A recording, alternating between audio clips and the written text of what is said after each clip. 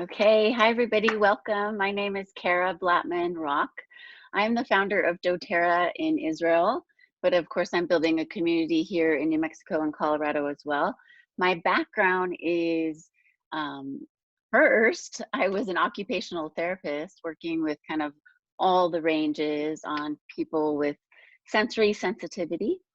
And then I went back to school for Ayurveda and Ayurvedic medicine and yoga therapist.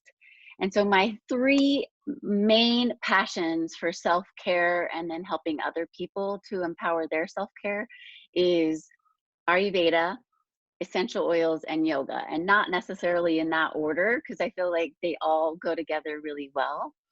And and so I've just had, we all become teachers because we've brought things into our life that have made such a difference and benefited our lives, and then it's just my nature to want to share that in my in an educational form. So I'm excited to talk about today. We're not going to go into the introduction of what Ayurveda is because it's a whole other talk, and I'm going to be introducing Ayurveda to the yoga students at Sweat for a 2-hour workshop, and that's really kind of what it takes to talk about Ayurveda. So, but today is going to be a daily lifestyle, and in Sanskrit that's called, let me just mute everybody really quickly. In Sanskrit, that's called Dinacharya. So Dinacharya means your daily self-care and putting a routine together from the moment you wake up to the moment you go to sleep. And I'm going to help you to do it in a way that's called tri-doshic. So in Ayurveda, all the elements of the planet and the earth come together to form your physical body. So we have our spirit and our soul, but our physical makeup is really from the elements, which in Ayurveda is space, air, water, fire, and earth. And they come together in a certain way that then creates your energetic makeup and your, what we call in Ayurveda, your dosha. And there's 3 doshas: pitta, vata, and kapha. And you have all 3. And again, that's going to be another talk where I can introduce you to what that means exactly. But today's lifestyle is really, your goal in life is, when you're born onto this planet, you come into the world in a balanced state. And in Sanskrit that's called your prakruti, your balanced energetic state. And then life kind of throws you out of balance naturally, and you go into more of this living, walking state of called vakruti, or out of balance. And so in Ayurveda, it's really about teaching lifestyles and skills to bring you back into that balance. And you can gain it, daily or monthly or yearly. And then, you're really the skill is to kind of feel, when I feel a little out of balance, I need to do something to get myself back into balance. So this routine is something that you can pick apart, and I'm really one of those people that love to hear the whole story and then really bring things from the story into my life that will really work. So I'm not expecting you to go away and do everything from A to Z, but hopefully you'll get some really good golden nuggets, or maybe you're the type that's going to start from A to Z and do it all. And I'm happy to write it out for you guys after this talk. I have it written out mostly, and I'll send that to you.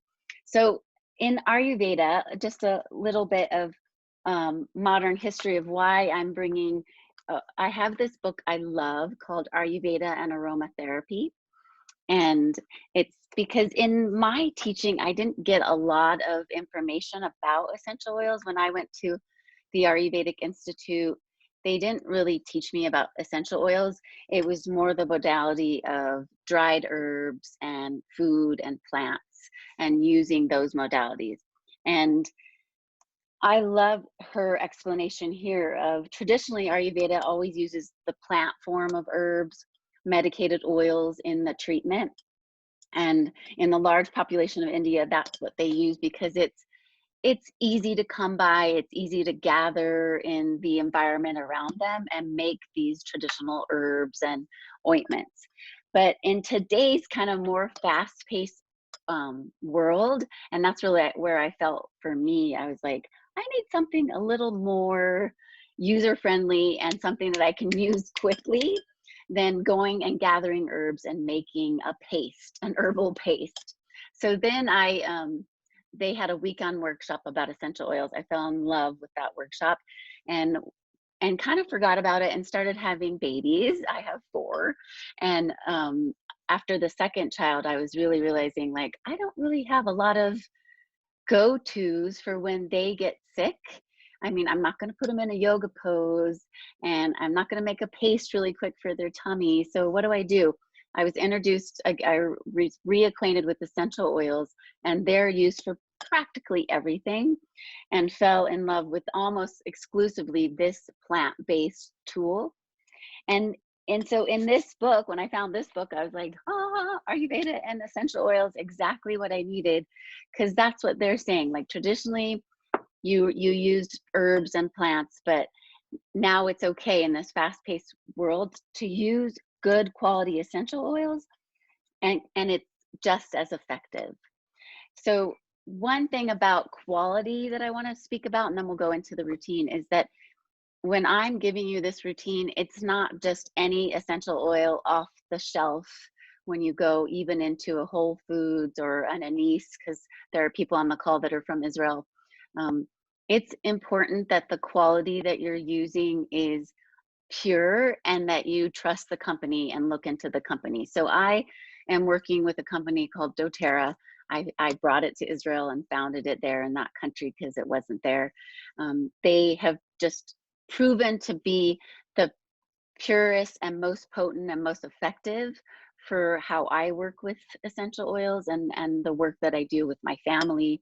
I started using essential oils with my babies from the age of newborn to 2, and that's all they know. So I trust this company. It's not the only quality company out there though. There are other quality companies. If you have any questions about the oils you might be currently using, talk to me. If you don't have great oils, talk to me. So into the morning routine. So in Ayurveda, everything is about being in touch with the natural cycles of life and the natural cycles of the planet and the earth. And so your morning is the best time, and this might sound crazy, but the best time is to wake up an hour before the sun. If that does not seem doable, Whitney, she's like, hell no. Then, sunrise is a good time to wake up, or maybe 30 minutes after sunrise. Just, think about it, put it into your consciousness. Because that's when the earth is waking up. You start to hear the birds chirping, and that really is a really great energetic time to wake up and be in touch with that divine energy that's waking up and making the earth move. And so it's the best time to meditate or pray. And so between the hours of 5 to 7, I'm going to give a little leeway here, is the best time to wake up. Really, it's before 6 is when you're supposed to wake up. And that's one of the best times to do yoga. Hint, hint, 6 o'clock yoga, guys. So going to the 6 o'clock yoga class is the best time to do yoga. So for all of you on the call that's not going to do that, waking up between 5 and 7, and sitting up in bed before you jump out of bed, and use, I like to have an essential oil by my bed to put in my hands and do a little pranayama. I call it aroma pranayama, and smelling into the oil. So one of the best oils to wake up to really ground your energy and keep you seated and grounded into the earth, is one of my favorites, sandalwood. So taking a little, but it could be something. Sandalwood is one of our precious queen oils. It's not cheap. It's quite up there. So, also lavender is a beautiful princess in her own. So using one of those oils, I like to take I'm going to show it with lavender because sandalwood takes forever to drop into your hand. But taking a little drop into your hand and smelling it and making an intention for the day. You know, as we lead yoga classes, we always tell people to make an intention for their class.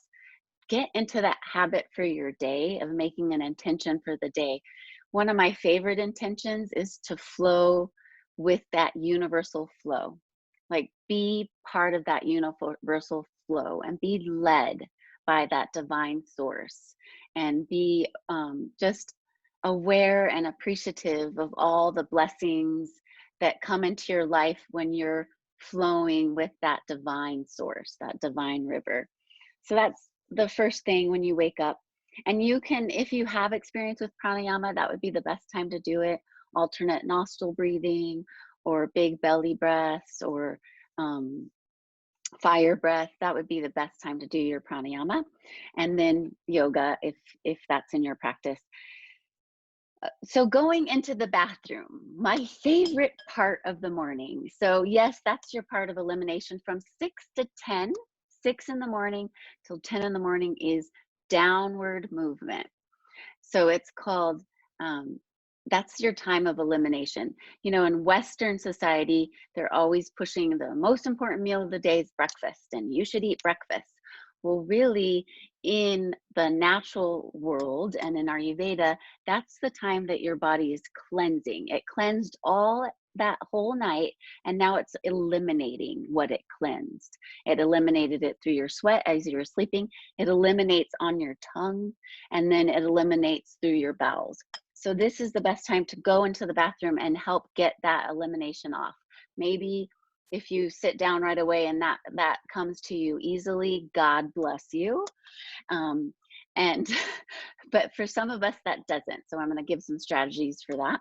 But washing your face, you can do it with a cleanser, but Ayurveda also just says that splashing your face with cold water 7 times with your eyes open, so that you're clearing out all the elimination that comes through the skin, the eyes, the nose.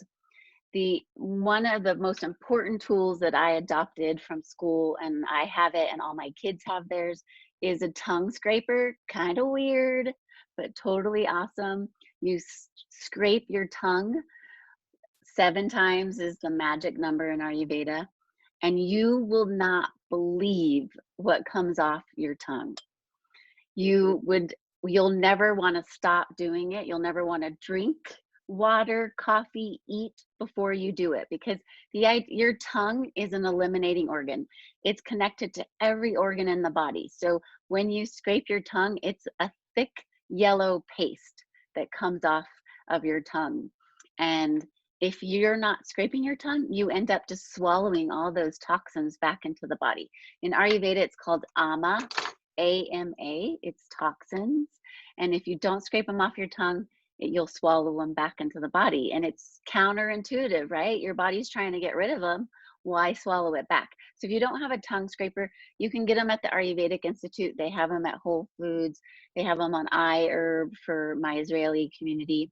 But the other thing that would work tomorrow morning, now that you've heard this and you don't want to swallow it back tomorrow morning, is the edge of a spoon.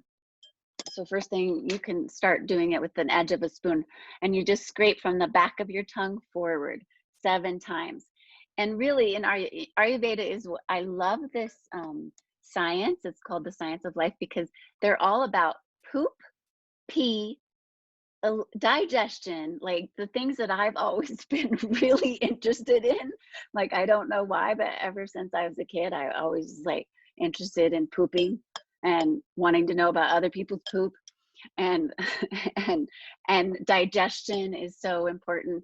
And those have been things that have always been difficult for me. I was always having challenged as a young kid to have good digestion and good poop. And so I think that's why I was so attracted to Ayurveda, because it's all about that. And so they really say you scrape your tongue until you gag. And I love it. Like, they're not shy at all. Like, they talk about gagging, throwing up, pooping, and digestion. That's all Ayurveda. So scraping your tongue. Then oil pulling is a really big thing. I just use coconut oil. You take a little bit in your hand and put it in your mouth. And I do 1 drop of On Guard, which is our blend for mouth health and immunity. It's cinnamon, clove, rosemary, ginger, cardamom, all these amazing herbs that are really good for cleansing and detoxifying the gums, the mouth, and it builds immunity. And you know, it's anywhere from 3 minutes to 20 minutes you can do oil pulling. I'm a mom of 4. I got to get kids going, so I feel successful if I got 3 minutes with oil pulling. And then you want to spit the oil out in the toilet because it will clog your sink. So spit it out in the toilet, and then you brush your teeth after that. If toothpaste is important. I love all the Ayurvedic toothpastes, Himalayan Botanicals. You can get it anywhere and on iHerbs. Or Ayurveda is also my second favorite toothpaste from my Ayurvedic toothpaste. And it's all made with like neem and all these Ayurvedic herbs that are really great for mouth health.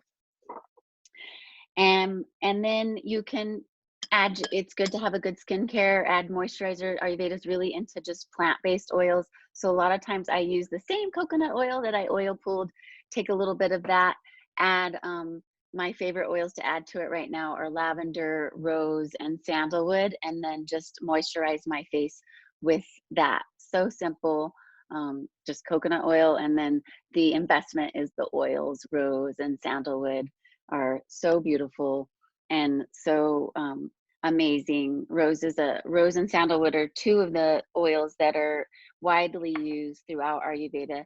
They're good for all dosha types. Rose is cooling, it brings pitta out of the face. Sandalwood is calming, focusing, mental focusing. It's also like the herb that's used during meditation, pranayama, yoga. So it's a nice one to bring into your practice. So after that, you're walking out of the bathroom feeling amazing. And if you don't have the success of stepping, as soon as you stand up, you have the urge to eliminate. If that's not your body type, and so vata body types, which is me, I'm a pitta vata, we tend to be drier, and that's not our easiest thing that happens in the morning. So we have to give ourselves a little more love. And so one of the things that Ayurveda recommends is before you eat or drink anything, you have a cup of warm water. So I do half boiling water and then put the rest of cool temperature water so that it brings it to like body temperature, 98 degrees. You don't have to measure it, but you don't want it to be boiling hot because you do want to be able to drink it fairly quickly. And I which I fell in love with doTERRA because of this oil, Digestin. It has every digestive herb that Ayurveda recommends for your digestive herb. It's all in this bottle. Cumin, fennel, coriander, ginger, peppermint, fennel, anise, all of those essential oils, those herbs are in this bottle, and all you need is 1 drop. So 1 drop in my water. I already have it in my water, so I'm not going to add another drop because it makes it too strong. And I just sit and drink this, and by the time I'm done with it, I'm ready to go, and things are coming out.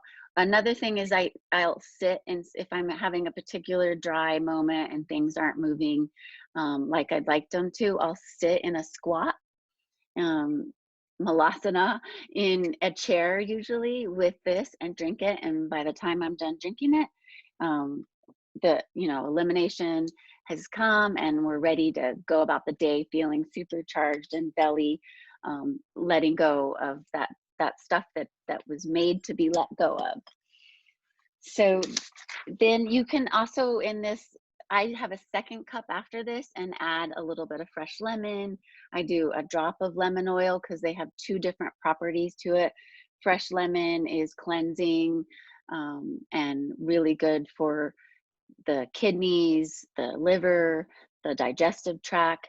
And then lemon oil has a different property to it because it's from the rind of the lemon. So it's really good for pulling out PBCs and toxins that we sometimes just naturally ingest from the packaging that our food is contained in. So I always do a drop of lemon in my water every morning. And if I have fresh lemon, I'll include that. Um, in Israel, we had several lemon trees, so we always had fresh lemon. And so that's your morning, and you can, okay, so Ayurveda is not against coffee. I love coffee. I know a lot of people love coffee. It's just when you take coffee is what Ayurveda is about. So we're still in that 6 to 10 hour time frame, 6 to 10 in the morning. Really, your first meal intake is after 10. So if that is challenging for anybody, I'm happy to have you raise your hand and let me know. Or does it feel natural to you to not eat until about 10:30 or 11? So I know in America, does that, yeah, right? Is that like, yeah, totally. But there are some people who are like, oh, what? I can't eat. My first meal is not till 10:30 or 11. If that feels like anxious for you, have some fruit, drink another cup of tea. Now you can make a tea, because your first coffee really should be after that first meal. Caffeine, or the coffee bean, let's talk about the plant. Like, it's not an evil plant. It's a plant from the earth. It was made for a reason. And you know what the reason is? It's a digestive aid. Coffee is a digestive aid. It's used in Ayurveda, and you take it after a meal. Typically, you don't have half a cup of foaming milk on top of it, because that's where it becomes not so much of a digestive aid. But so if you can, in Ayurveda, it's like an espresso shot of coffee with a tiny bit of cream, or take it black, and that will help you to digest your food after your meal. If you don't like coffee at all, good for you. Then you just use like a nice tea or water with ginger or lemon as your digestive aid after a meal.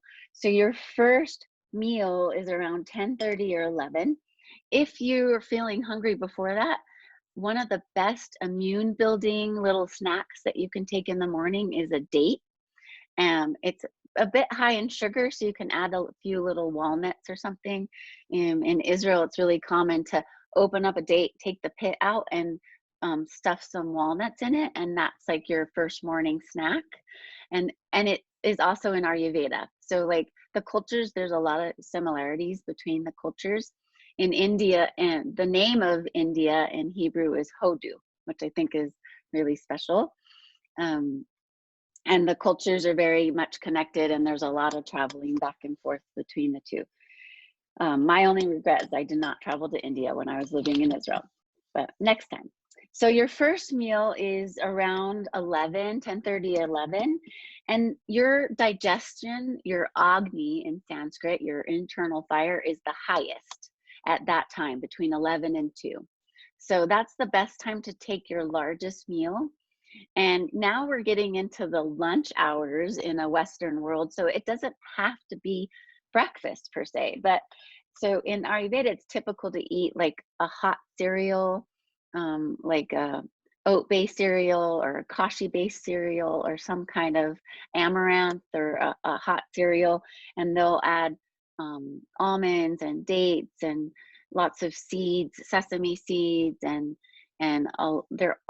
it's all about unctuous, very lubey. So that's where they'll put like a big chunk of ghee in it, and I'll send you guys the recipe for how to make ghee. It's really simple, and it's a great oil to use.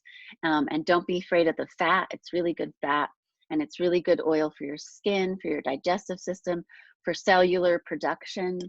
And so they'll just put a big chunk of ghee in that.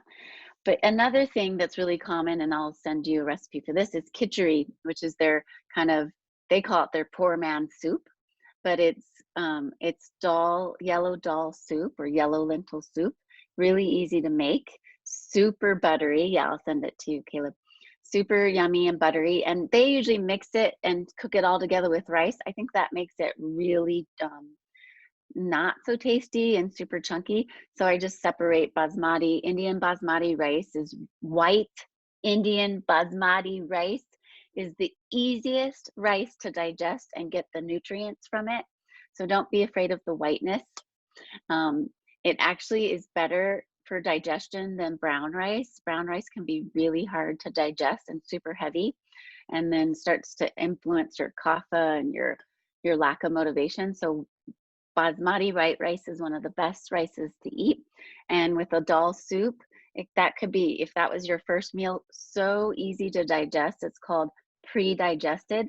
So you're getting the nutrients really easy, and then not using your energy for digestion. Like, is there anybody that feels tired after they eat?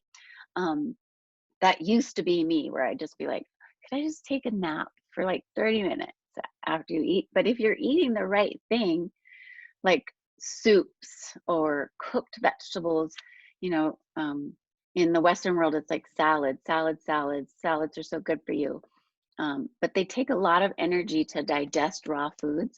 So salads is fine in the summer when you have more heat and more energy to digest. But when it's kind of cool out and in the winter months, it's good to do pre-digested foods, hot cereals, soups of any kind. I'll send you the lentil soup recipe. You'll fall in love with it and want to make it all the time. And it's super fast and easy, because that's what I'm all about. It's fast and easy. And that's your first meal. And then sit down and enjoy a coffee. And if it's a latte, don't beat yourself up. Just add a little bit of cinnamon. That helps to digest the milk on top. I would say cinnamon oil, but it makes it way too strong and it ruins your latte. So just shake some cinnamon on top to help digest that milk. And milk that's cooked also is more digestible. Of course, if you're using a milk alternative, I love oat milk. Super easy to digest, and it tastes super nutty and yummy. And thank God for oat milk. They didn't even have it in Israel. And then I came here and I was like, what? This is amazing. I love oat milk. Why do they have this in Israel? It's awesome. So that's your first meal. And then the best hours to work, get this, I love this. The best hours to work, your most productive time for studying as a student or working, is from 10 to 2. Zale, that's it. 10 to 2. Isn't that wonderful? If that was just like our work hours from 10 to 2, was that 10, 11, 12, 1, 2, 4 hour day. 10 to 2 is your most productive time. But in all reality, I know we all work and study past 2. So what comes at that 2 to 6 time? Take another tea that's energizing and brings your energy up. And use an essential oil. I love to bring in a citrus oil to help invigorate. I didn't bring one over here at all, but like wild orange, bergamot. There's a bunch of different blends by doTERRA called Citrus Bliss. And I'll put it in the diffuser because this is my workspace. So I'll put it in the diffuser with a little bit of peppermint. Just because both of those citrus oils are natural antidepressants. They lift the mood. They help you to sustain a positive mindset. And they're just super uplifting for the emotional body. Peppermint, or any type of mint, spearmint, peppermint, those are just engaging. Rosemary, eucalyptus are opening for the lungs and the respiratory system, so that you're getting more oxygen. More oxygen in the body means waking up. So a nice tea to take in the afternoon is a peppermint tea or a citrus tea or some kind of tea. If you're tempted to go for that second cup of coffee, it's not recommended. It's not not a way to keep in balance. If you had maybe if you're having another meal at that time and you have it after your meal, but having it in the afternoon on an empty stomach is just going to increase acidity, increase heat in the body, increase pitta, which increased pitta is kind of, you get frustrated, irritated, anxious a little bit. So that's not the best time to take coffee in the afternoon. So really look at a tea or some kind of pick me up. Like I like to do just because I'm always needing to hydrate, focus on hydrating, is just water with a drop of lemon and a drop of peppermint essential oils. Again, there's that citrus to keep my mindset up and my positive energy, and then the peppermint for uplifting and bringing more oxygen into my system so I feel awake and ready to work past 2, right? So 2 to 6 is this vata hour where you can still kind of be going and getting a lot of productive energy done. It can be a time where your mind does start to get like a little ADD and anxious, or bringing in some kind of nervous energies.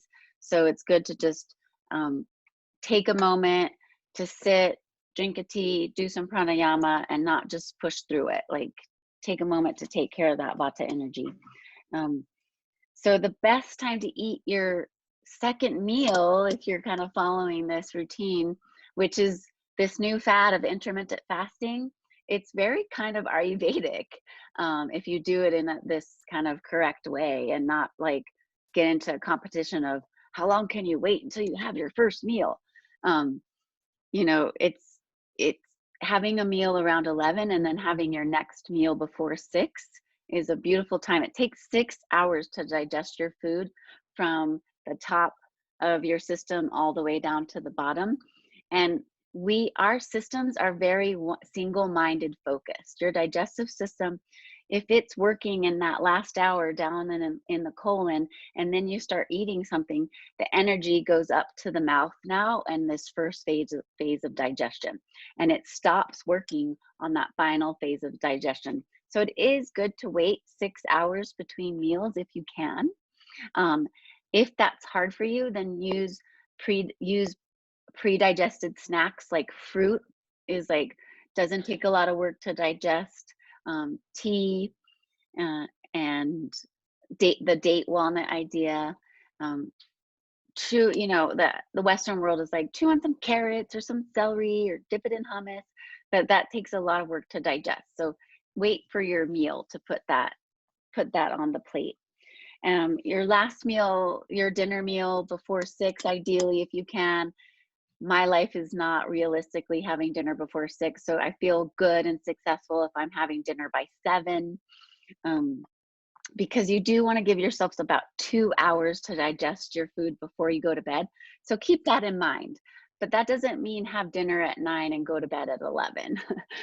Like, keep that in mind of eating dinner between 6 and 8 and trying to get in bed before 10. We'll talk about the importance of that. So it's good to, you know, having some movement in the afternoon before you eat. So walking, yoga, some sort of movement exercise again in the afternoon before you eat. It's really recommended in Ayurveda to not do a rigorous exercise at night. It's more in the morning, but we know in this world, like I'm teaching yoga tonight at 5:45, it's going to be rigorous. So that's just not always the reality. So you just want to give yourself also some time to digest that movement and before you go to bed. A lot of times more rigorous movement at night keeps you up a little bit longer, but it's like food. Like, you want to work out 2 hours before you go to bed, or eat 2 hours before you go to bed. If you're going to do both, then it's a little tricky. You should probably move. You should move first and then have a lighter meal afterwards. So then your bedtime routine, and we're doing good on time, is that it's important to wash your face. There's just a chat. I'll look at the chat questions in just a minute. So it's important to then go into your evening routine, and evening from 6 to 10, and I'll write this in the notes, is Kapha. And so Kapha is that earth energy. Its home is in the lungs, but it also has a good predominance in your hips and your pelvis, because that's your grounding earth energy. So it's good to, if you did a rigorous yoga or run or walk, to do some kind of like Kapha stretching, rolling on the ground, just calming yourself down. And it's good to, this is where, and I post this a lot on my Instagram, there's what's called a golden milk, and it's turmeric. And they usually use powdered turmeric and make a paste, and then add it to some honey in the milk. I don't take the time to do that, and I prefer the turmeric oil. I thought I brought it. Here it is. And all you need is 1 drop because it's quite strong. And I add it to a little bit of honey, and you steam milk. So this is where like American culture is like, cow's milk? You're telling me to drink cow's milk? But Ayurveda is really big on the tryptophan and the different chemicals in cow's milk that releases serotonin for going to sleep. So you can do a milk alternative if you don't do cow's milk. Like if you're strictly vegan, you can do an oat milk. It's not going to have quite the same effect because it doesn't have the same tryptophan that cow dairy has.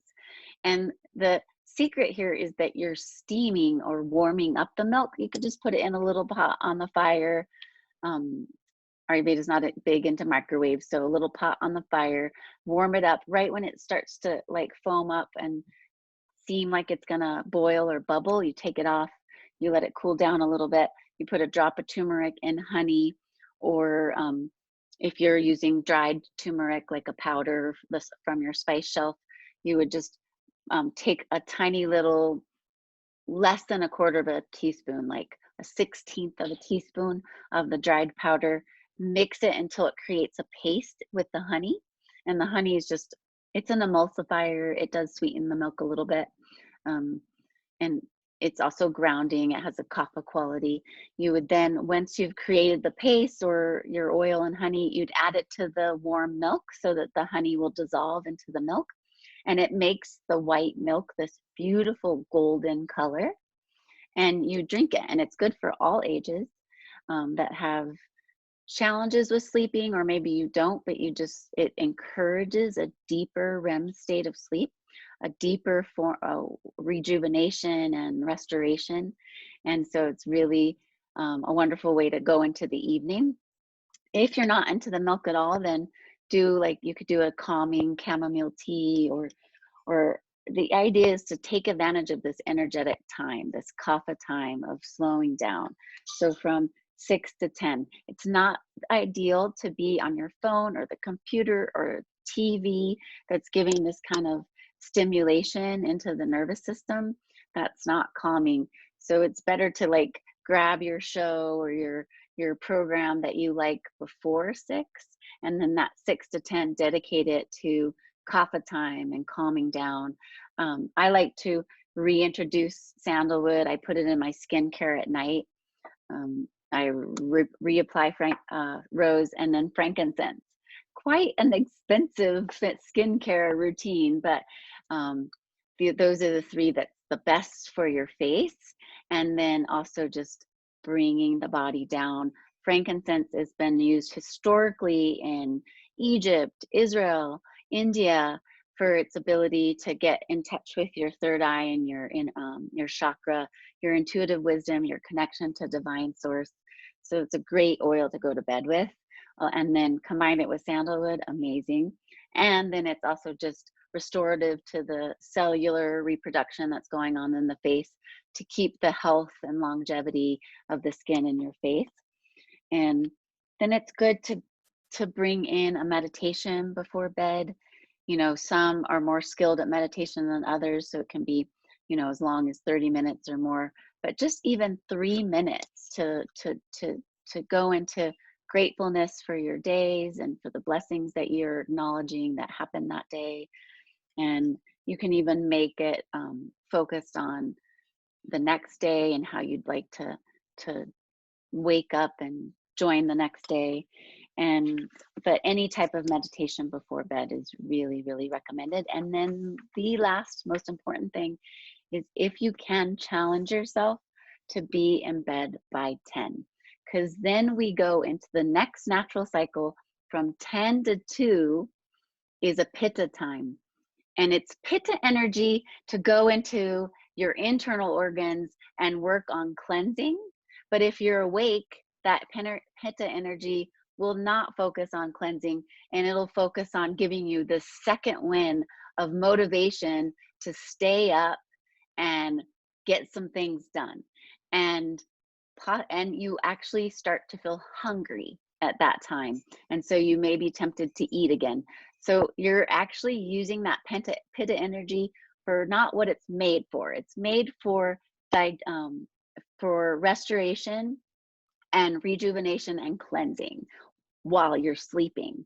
But if you're not sleeping, then you're going to be using it for watching more TV or getting some more things done on the computer or looking at Instagram or checking out Facebook or making some popcorn or grabbing some bags of chips. So it's really good to be in bed by 10 so you don't get tempted by that pitta energy to go into these other functions that are really not good for your long-term health and keeping you balanced physically and emotionally with your doshas. I start to sound like I'm a mom there and I'm telling you what to do, and I hate to be told what to do, but it's a suggestion for overall better health.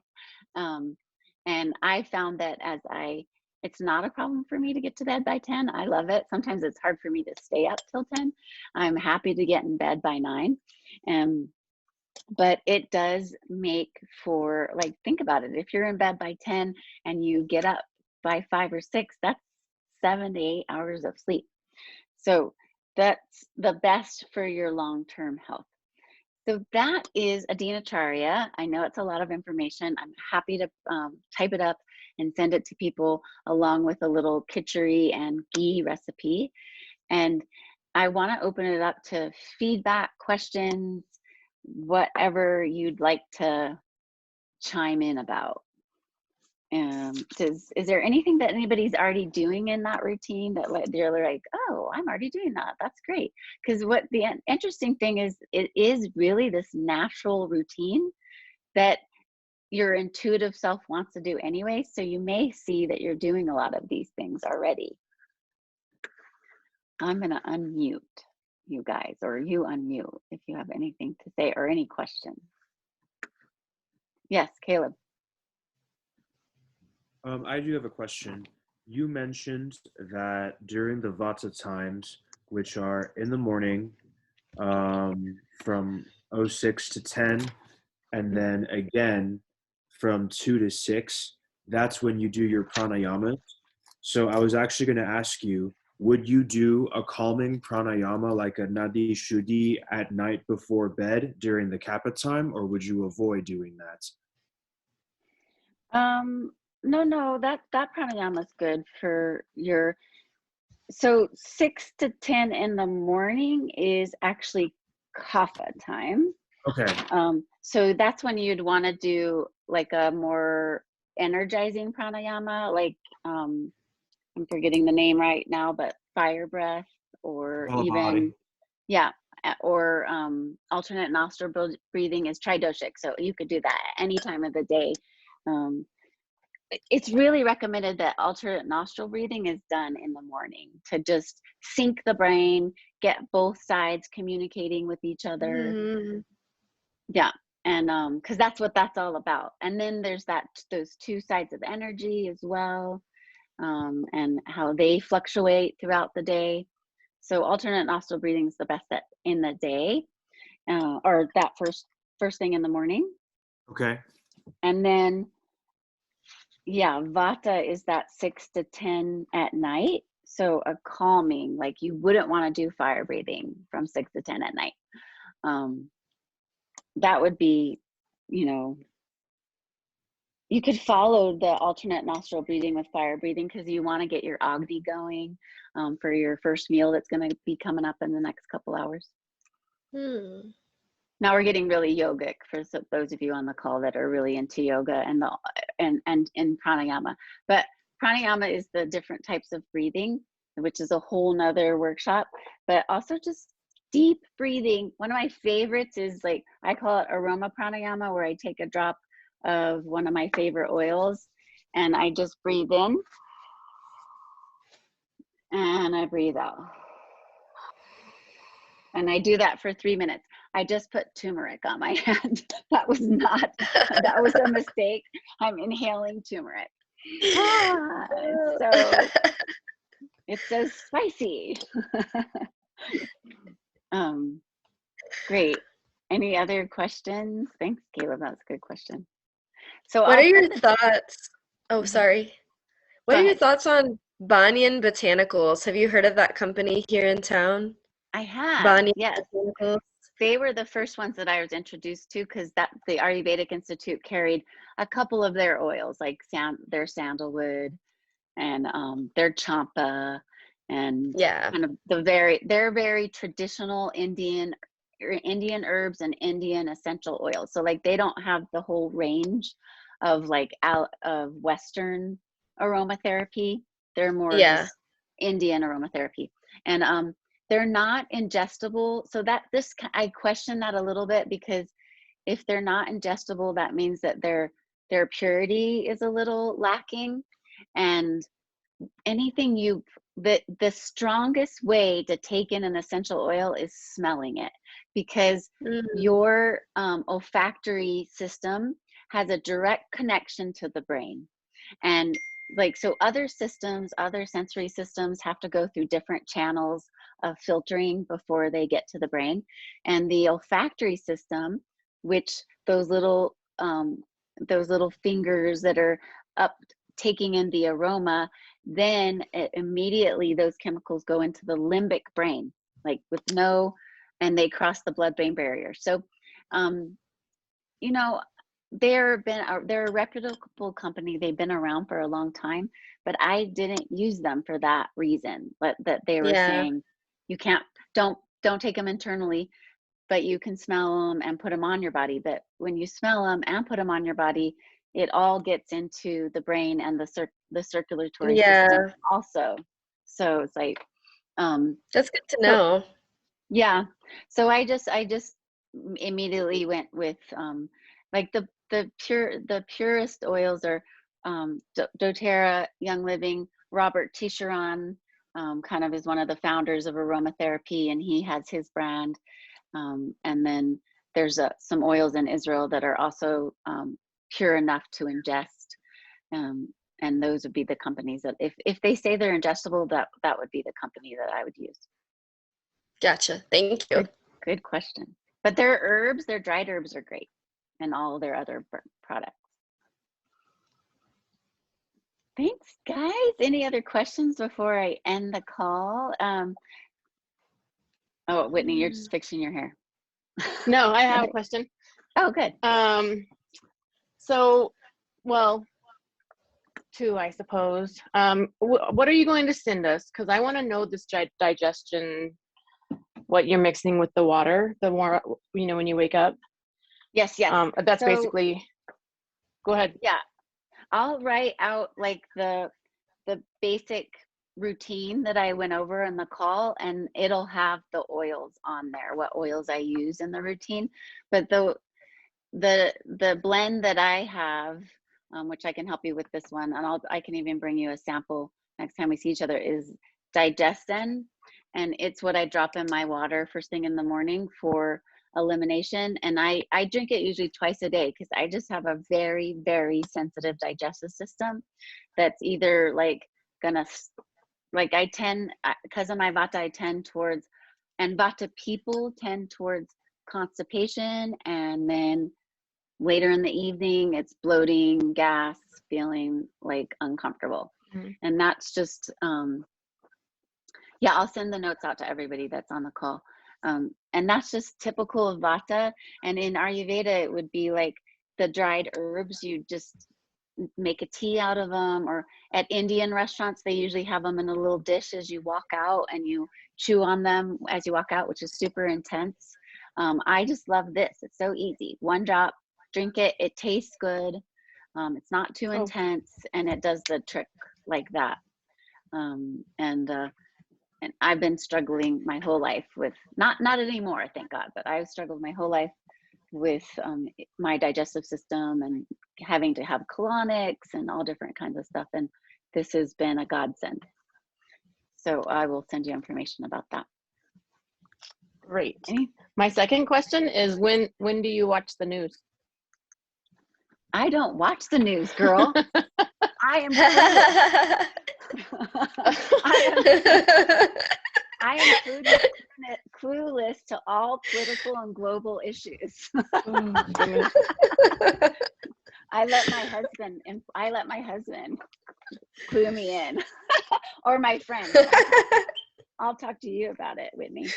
I literally do not watch the news, and I don't read.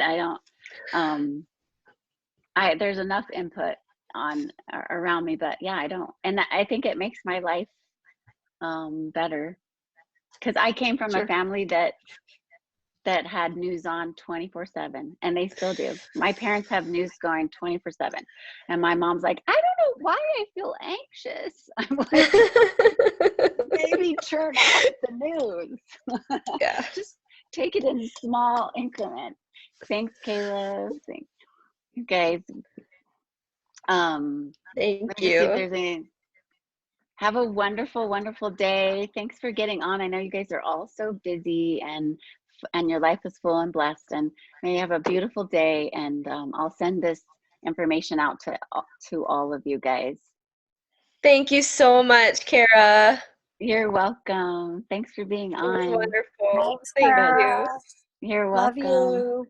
Love you, Beverly. Bye.